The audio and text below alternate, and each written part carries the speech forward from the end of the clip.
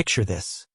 You are standing at an altar, the air thick with the cloying scent of lilies and unspoken threats. The silk of your wedding dress feels like a shroud, its weight a physical manifestation of the chains binding you to the man beside you. He is Baron Alistair Finch, the wealthiest man in the territory, and his ownership of this town is as absolute as his ownership of the contract that purchased your life. His hand, cold and possessive, rests on the small of your back, a constant, chilling reminder that your father's gambling debts have been paid in the currency of your freedom. The priest's words are a meaningless drone, lost beneath the frantic pounding of your heart. You look out at the assembled faces, not friends and family, but vassals and sycophants, their expressions a mixture of pity and morbid curiosity. The Baron leans in close, his breath smelling of expensive brandy and decay. "Smile, my dear," he whispers, his voice a silken lash.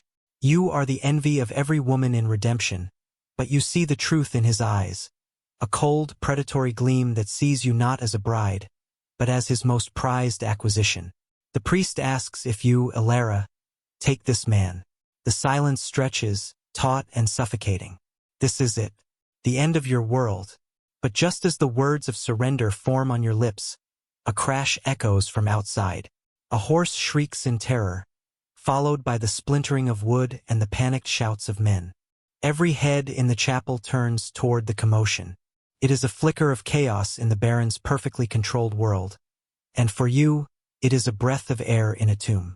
In that single, decisive moment, the terror inside you crystallizes into a diamond-hard point of will. You do the only thing you can. You run, hiking the cumbersome dress above your ankles. You bolt from the altar, past the stunned priest and the enraged Baron, bursting through the heavy oak doors and into the blinding, dusty sunlight. You don't look back. You can feel the Baron's fury like a physical heat on your skin, but you run past the chaos of the overturned carriage, past the wide-eyed townsfolk, and you don't stop. You run until the manicured streets of redemption give way to cracked earth and scrub brush, until the last vestiges of the town are a shimmer of heat in the distance. The wilderness opens its arms to you, vast, indifferent, and liberating. Your lungs burn, a fire to match the one in your spirit, and your satin shoes are shredded by rock and thorn. The sun beats down, a merciless hammer against the anvil of the sky. Finally, hours later, when your body can give no more, you collapse beside a trickle of water seeping from a rock formation. Your beautiful, expensive prison of a dress now stained with the dirt and tears of your escape. The world fades to a merciful black, the last thing you see being the endless, burning blue of the empty sky. He found her there, a fallen angel in sullied white, her pale face framed by the dark, damp tendrils of her hair. Silas had been tracking a stray calf when he saw the flash of white against the red rock, a color that had no place in this harsh, unforgiving landscape. He approached with the caution of a man long accustomed to solitude, his hand resting near the worn handle of the knife on his belt. A scar, a silvered line running from his left ear to the corner of his mouth, tightened with suspicion. But as he drew closer, he saw not a threat, but a profound and desperate vulnerability. Her breathing was shallow, her lips cracked from thirst. He knelt, his movements slow and deliberate, and gently brushed a strand of hair from her cheek. Her skin was hot to the touch. With a sigh that seemed to carry the weight of 100 lonely nights, he carefully lifted her into his arms.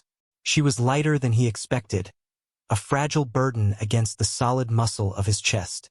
He carried her back to his home, a small, sturdy cabin nestled in a hidden valley, a sanctuary carved out of the wilderness with his own 2 hands. He laid her on his simple cot, the coarse wool blanket a stark contrast to the ruined silk of her gown. For hours he tended to her, patiently dribbling water between her parched lips, pressing a cool, damp cloth to her feverish brow. He asked no questions. He made no demands. When she finally woke, her eyes fluttering open to see the rough-hewn timbers of the ceiling above her, fear seized her in a cold grip. A man stood silhouetted against the light of the open door, a stranger whose size and silence were inherently intimidating.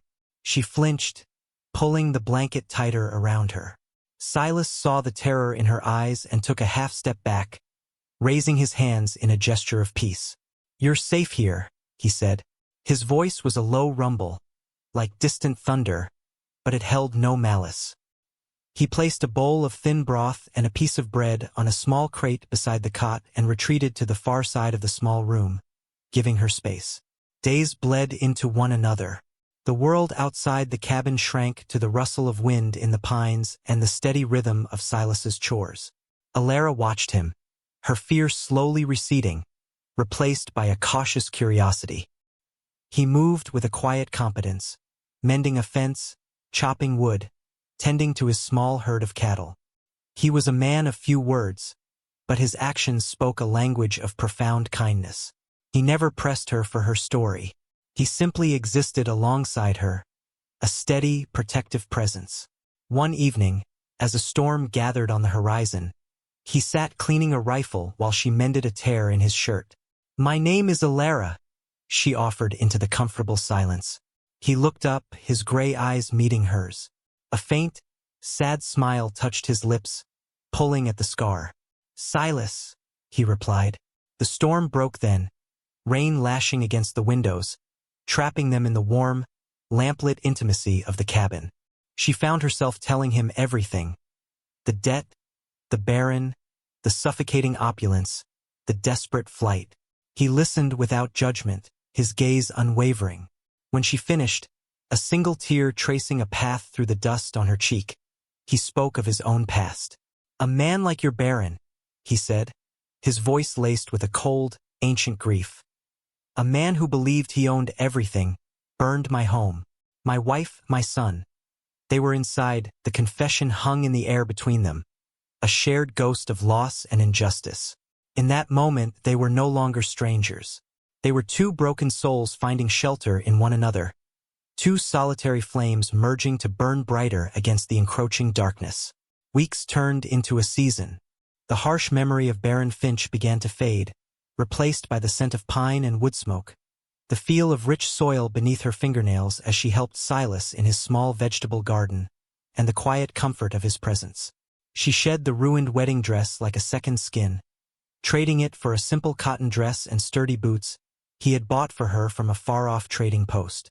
A fragile peace settled over the valley, a quiet joy Alara had never known. She learned the landscape of Silas's face, the way his eyes crinkled when a rare smile reached them, the deep lines of concentration when he worked, the profound sadness that still shadowed his gaze in unguarded moments.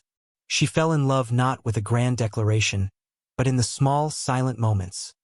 The way he'd leave a wildflower on her pillow, the protective hand he'd place on her back as they navigated a rocky path, the shared look across a crackling fire that said more than words ever could. But the wilderness that had been their sanctuary could not hide them forever. One afternoon, Silas returned from a long ride to procure supplies, his face a grim, stony mask. He dismounted without a word, his movements stiff with a tension she hadn't seen since the day he'd found her. He strode into the cabin and dropped a rolled-up piece of paper onto the table. Alara unfurled it. Her own face stared back at her, a crudely drawn likeness on a wanted poster. Below it, the words burned into her soul. $1,000 for the return of Alara, runaway bride of Baron Alistair Finch. To be returned, damaged or not, she whispered, the words tasting like ash in her mouth. She was not a person to him. She was property, possession to be reclaimed. "He's had men scouring the territory for months," Silas said, his voice low and hard. "I heard them talking at the post. He's offering a fortune." The peace of their valley was shattered. The sanctuary had been breached. Fear, cold and familiar, coiled in Alara's stomach. They knew he would not give up. The Baron's pride was a living, breathing monster, and it would hunt her to the ends of the earth. The inevitable arrived on a crisp autumn morning. The air was still, the sky a brilliant, cloudless blue. Then came the sound, the distant but unmistakable thud of a dozen horses, moving at a steady, purposeful pace. Silas was instantly alert. He grabbed his rifle from its pegs on the wall, his face set like granite. "Alara," he commanded, his voice tight. "Stay inside. Bar the door." No matter what you hear, he strode outside, standing in the open space before the cabin, a lone figure against the coming tide. Moments later, they crested the ridge. Baron Finch was at their head, resplendent on a magnificent black stallion, flanked by the town's corrupt sheriff and a posse of hired guns. They fanned out, surrounding the small homestead, their faces cruel and confident. The Baron dismounted, his expensive leather boots crunching on the dry earth. He smirked, his eyes sweeping over the humble cabin with contempt before landing on Silas. "So this is the hovel she chose over a mansion," he sneered. "And you must be the simple cowpoke who thinks he can steal what is mine." He looked past Silas, his voice rising to a commanding shout. "Alara, your game is over. Come out here. You belong to me from the window." Alara's heart hammered against her ribs. But when Silas spoke, his voice was not the quiet rumble she knew. It was the roar of a lion defending its den, clear and ringing with absolute conviction. "She belongs to no one but herself," the Baron laughed, a harsh, ugly sound that echoed in the quiet valley. "A noble sentiment," he mocked. From a dead man, he gave a sharp nod to the sheriff. "Take him, and bring me my bride." The world exploded in a hail of gunfire and fury. The air ripped apart with the crack of rifles. Silas dove behind a water trough, the wood splintering beside his head as a volley of bullets slammed into it. He was outnumbered, outgunned, but he moved with a deadly efficiency that spoke of a past far more violent than that of a simple cowpoke. Each shot he fired was precise, aimed not to kill but to disable, to drive them back. He was not a murderer. He was a protector, a guardian at the gate of their small paradise. A bullet grazed his shoulder, and he grunted in pain, but his resolve never wavered. Inside, Alara refused to be a cowering prize. Her terror was afire now, forging her will into steel. Remembering Silas's stories of fighting off bandits, she grabbed the heavy iron skillet from the hearth and a spare oil lamp. Unbarring the door just a crack, she watched as the sheriff and another man tried to circle around the cabin. With a defiant scream, she hurled the burning lamp at a pile of dry hay near them. It erupted in a whoosh of flame and thick smoke, creating a wall of chaos that sent the men reeling back, their horses rearing in panic. The diversion gave Silas the opening he needed. He took down two more of the Baron's men with well-placed shots to their legs, their cries of pain adding to the cacophony. The hired guns, seeing their employer cowering behind his horse and their numbers dwindling, began to lose their nerve. This wasn't the easy job they'd been promised. This was a fight with a man who would clearly rather die than yield. Their assault faltered. Seeing his advantage slipping, the Baron's arrogance curdled into rage. Spurring his horse forward, he charged directly toward the cabin, drawing a silver-plated pistol. "You worthless whore!" he screamed at the cabin door. "I will drag you out of there myself." But as he neared, Silas rose from his cover, his rifle empty but his body a solid wall of defiance. The Baron aimed his pistol, but before he could fire, the cabin door flew open. Alara stood there, her face smudged with soot, her eyes blazing with a righteous fury that made the powerful Baron flinch.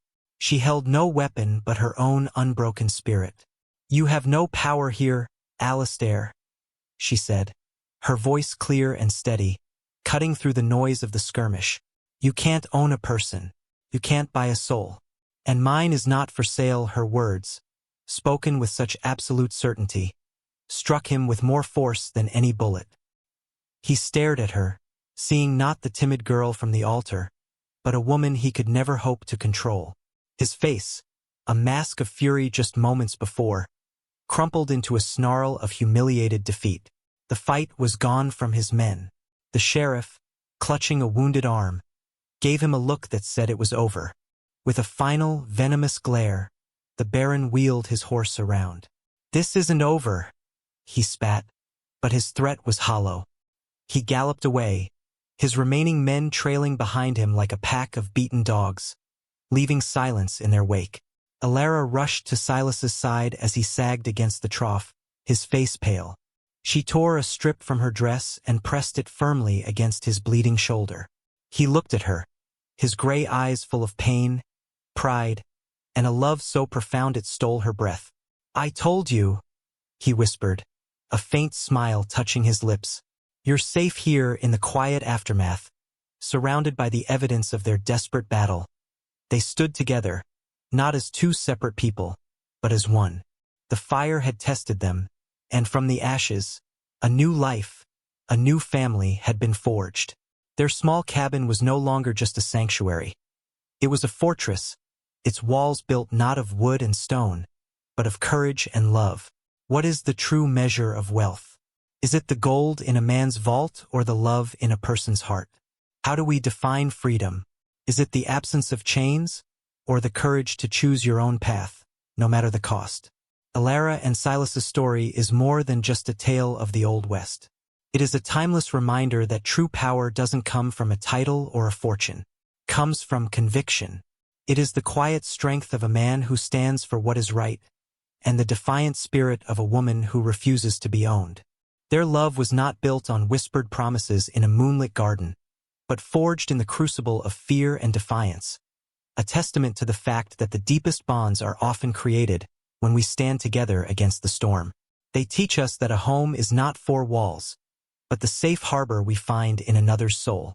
Have you ever had to fight for your own freedom, for your right to choose your own destiny? What gives you the strength to stand up to the barons in your own life?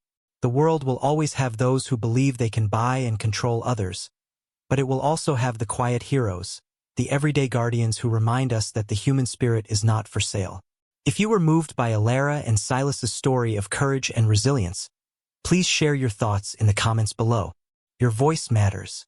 And don't forget to like this video and subscribe for more stories that inspire us to fight for the love and the life we deserve.